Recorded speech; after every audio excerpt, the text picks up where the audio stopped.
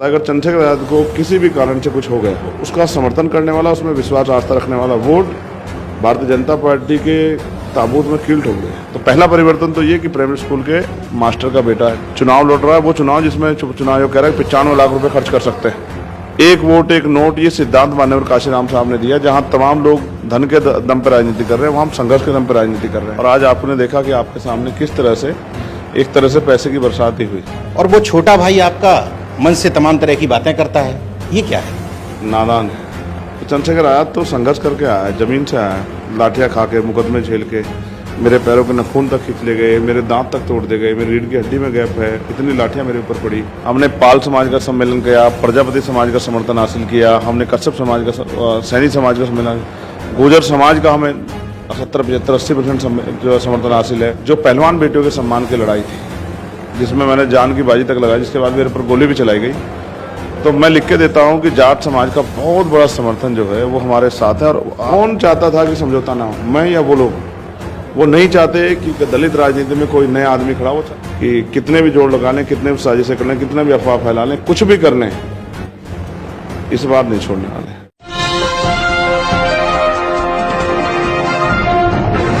साथियों नमस्कार, मैं हूं नीरज पटेल और आप देख रहे हैं नेशनल जनमत। चुनावी यात्रा में इस समय हम हॉट बन चुकी नगीना लोकसभा सीट पर हैं।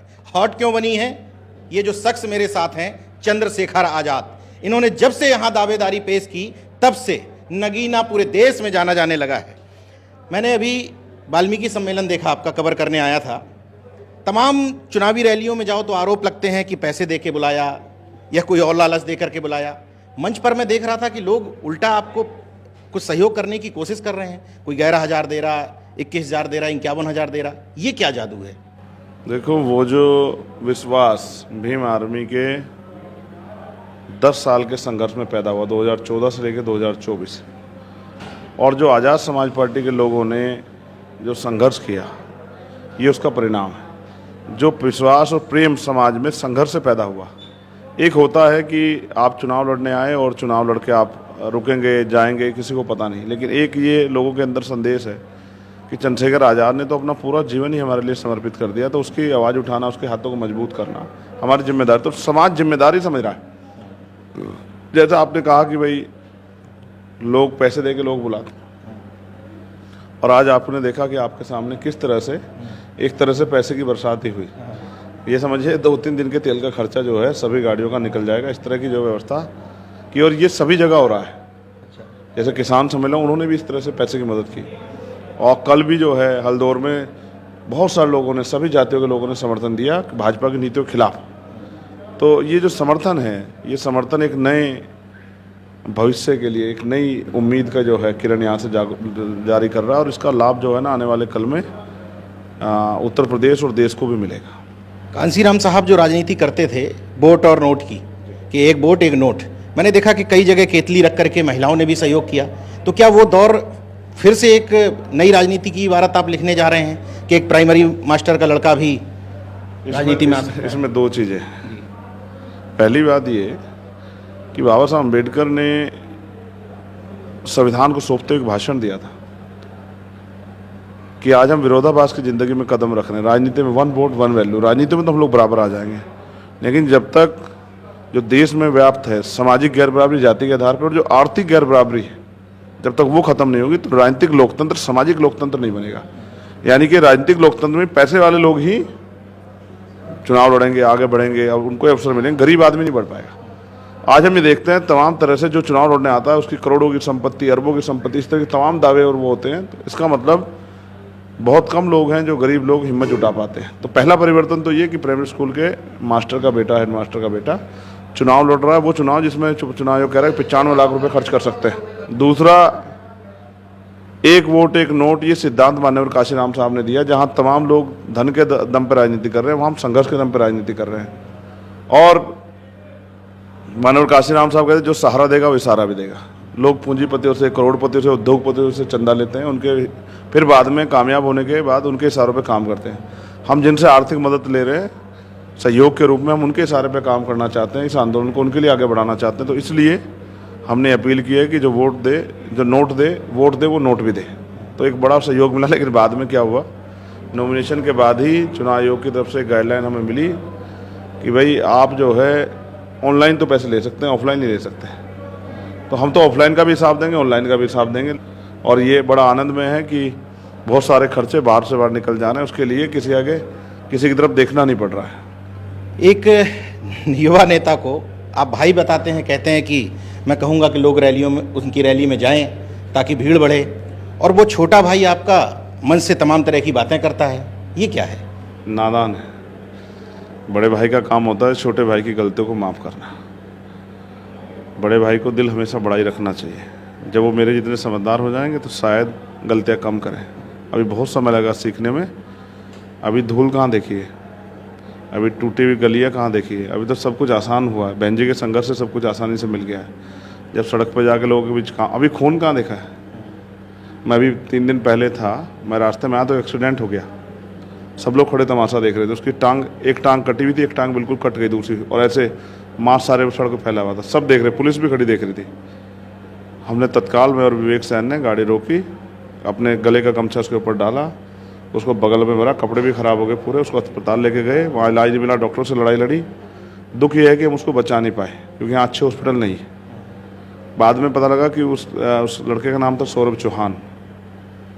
तो मैं कभी संघर्ष करते हुए, किसी की मदद करते हुए जाति नहीं देखता हूँ। तो ये बात मैंने आपको इसलिए बताई कि अगर किसी नौजवान जो सोने की चम्मच लेके पैदा हुए हैं राजनीति में, अगर उनको मौका मिल जाए इस तरह के संघर्ष का, तो शायद उल्टियाँ ना रुके कई दिन।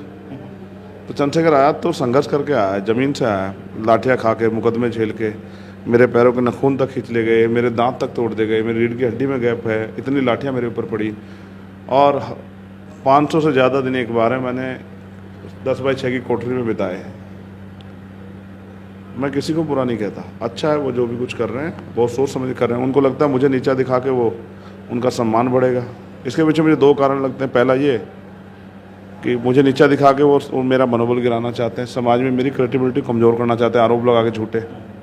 दूसरा, वो पॉपुलर होना चाहते हैं, मेरे ऊपर इस तरह टिप्पणी करके और पॉपुलर हो जाए। तो दोनों में जो भी वो कुछ करना चाहते हैं, समाज देख रहा है कौन सही है, कौन गलत और कौन क्या कर रहा है।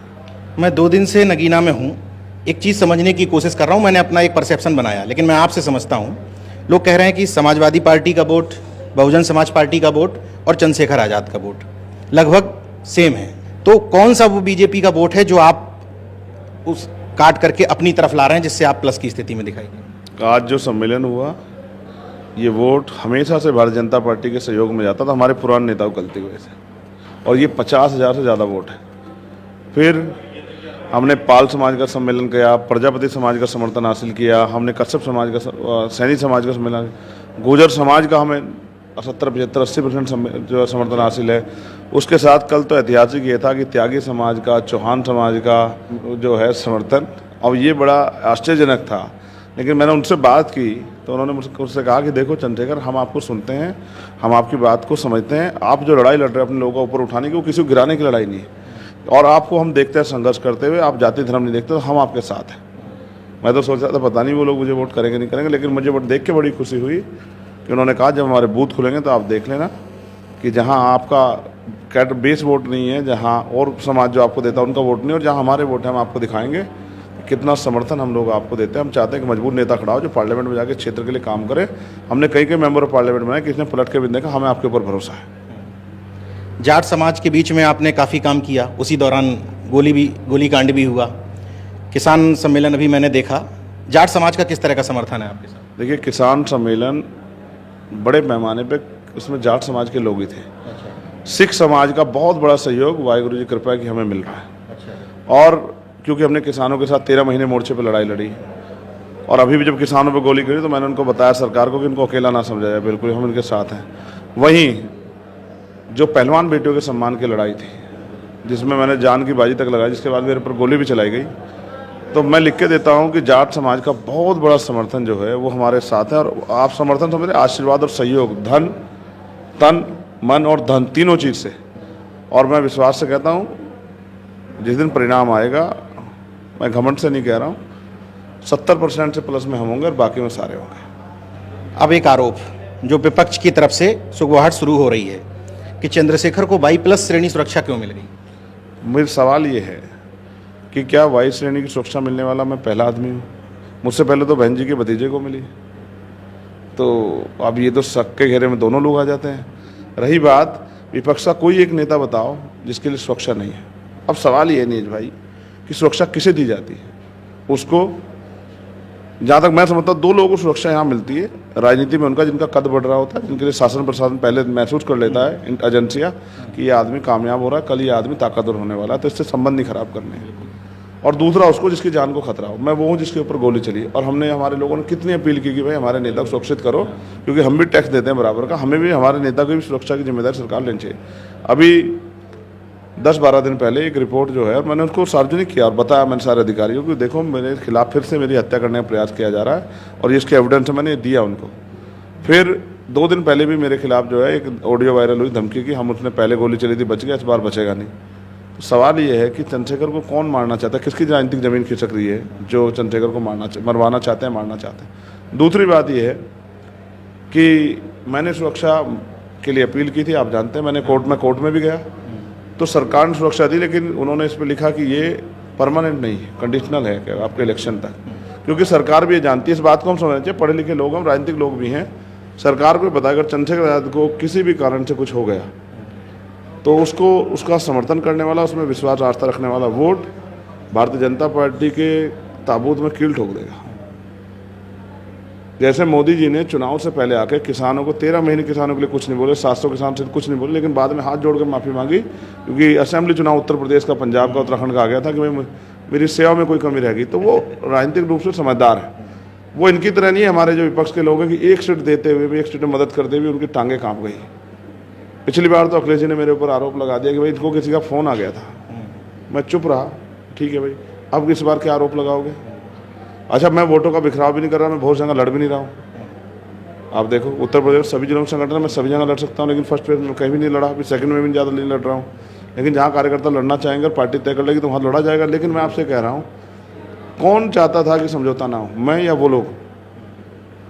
वो नहीं चाहते कि दलित राजनीति में कोई नया आदमी खड़ा, वो चाहते हैं कि अब बहन जी कमजोर हुई दलित राजनीति में, अब दलित बिखरेगा तो थोड़ा हम रख लेंगे, थोड़ा हम रख लेंगे, थोड़ा हम रख लेंगे। वो नहीं चाहते कि हमारा लीडर खड़ा हो।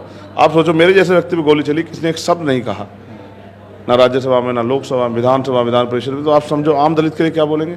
और मैंने तो चैलेंज देते हुए कहा था लखनऊ वाले हमारे नेताजी को कि किसी एक दलित के दुख में गए हों, रेप होने पे, हत्या होने पे, तो मुझे ज़रा एक बार बता दें, मैं भी उस जगह को देख लूँ, अपनी पार्टी कार्यकर्ताओं से लगा। तो सच ये है कि हमें अपने आंदोलन की आवाज़ बनानी है, और हमें इन आरोपों का सामना तो बहुत दिनों से करना पड़ा है। यहाँ तो जो विधायक लेवल के लोग हैं वो भी सुरक्षा लेके घूम रहे हैं। चंद्रशेखर आज़ाद तो फिर भी इतने लोगों का नेतृत्व करता है, जिसने राजस्थान में भी कई सीटों पे जो है 74 हज़ार वोट में लिए दूसरे तीसरे नंबर पर रहे, तो उसका राजनीतिक कद क्या बढ़ नहीं रहा है? सरकार भी देख रही है, एजेंसियाँ भी देख रही है। और चलो मैं कह रहा हूँ, मेरी हत्या पर किसे फर्क पड़ेगा मेरे लोगों के अलावा? तो जो चाहते हैं मेरी हत्या हो जाए, उन्हीं को दर्द हो रहा है। वापस कर देते तब भी कहते कि पहले मांग रहा था, आप वापस कर दिया। अब नहीं, उन्होंने मुझसे कहा एजेंसी के लोगों ने, जब मैंने उनको लेटर लिख दिया कि मुझे नहीं चाहिए, कि अगर कल उन्होंने मुझे दिखाया सब कुछ कि कल आपके साथ कुछ हादसा हो जाता है तो इसके जिम्मेदार आप खुद होंगे। लेकिन मैं फिर कह रहा हूँ कि जो लोग मेरे मरने का इंतजार कर रहे हैं उनको मैं कहना चाहता हूँ, अभी नहीं मरने वाला, चिंता मत करो। अभी तो संतों गुरुओं महापुरुषों का आशीर्वाद मेरे साथ है, मेरी माँओं बहनों का, बड़ों का। लेकिन अभी मेरे ऊपर कर्ज भी है, जब तक मैं कर्ज इस जन्म का नहीं उतार देता तब तक मैं जाने वाला नहीं। अभी तो बाबा साहब अम्बेडकर, माननीय काशीराम साहब को सपना अधूरा है, अभी तो सपना पूरा करना भी कहाँ जा रहा हूँ। अच्छा, एक अंतिम सवाल, जब नगीना की घोषणा की थी आपने तो ये था कि इनका समर्थन मिल सकता है, इनका मिलता है, धीरे धीरे लोग हटते चले गए, लेकिन आज अपने आप को किस स्थिति में पाते हैं? क्या सोचते हैं कि एकदम सही डिसीजन था नगीना को चुनना? देखिए जी, पार्टी का डिसीजन था और मैं पार्टी के डिसीजन के साथ हूँ। पार्टी का एक ईमानदार कार्यकर्ता, समर्पित कार्यकर्ता होने के नाते आज भी उसी मेहनत से काम कर रहा हूँ जो पार्टी ने भी कल भी कर रहा था, और 3, 4, 5 बजे जाता हूँ। आपको जानकर आश्चर्यजनक होगा, लोगों को मीटिंग करने के लिए लोग नहीं मिल रहे हैं और हमसे लोग लड़ रहे हैं कि हमारे गाँव में नहीं आ रहे हैं। ठीक है, पैसा भी देते हैं, टेंट भी खुद लोग पैसे देके प्रोग्राम करा रहे हैं, वो टेंट भी खुद लगाए बैठे हैं, डीजे लगाते हैं, ढोल बजाते हैं, माला लाते हैं, मिठाई लाते हैं, और मैं हाथ जोड़ता हूँ, भाई ऐसा मत करो, ऐसा मत करो। नगीना का डिसीजन भी अच्छा था, और नगीना से एक इनकलाब, एक क्रांति तैयार हो रही है जो उत्तर प्रदेश को भी दिखाएगी और देश को भी दिखाएगी किस तरह से वंचित वर्ग के लोग अभी मरे नहीं, जिंदा हैं, वो अपने हक अधिकार के लिए संघर्ष कर रहे हैं। कितना मार्जिन? मैं मार्जिन मैं बागेश्वर धाम वालों से तो मेरा कोई ज़्यादा परिचय नहीं कि मैं भविष्यवाणी करूँ, लेकिन मैं कह रहा हूँ कि हम हाँ, विजय की तरफ बढ़ रहे हैं और विजय भी ऐतिहासिक होगी। जैसा मैंने कहा 70% में हम रहेंगे प्लस में, और बाकी में जो पोलिंग होगा बाकी में सब रहेंगे।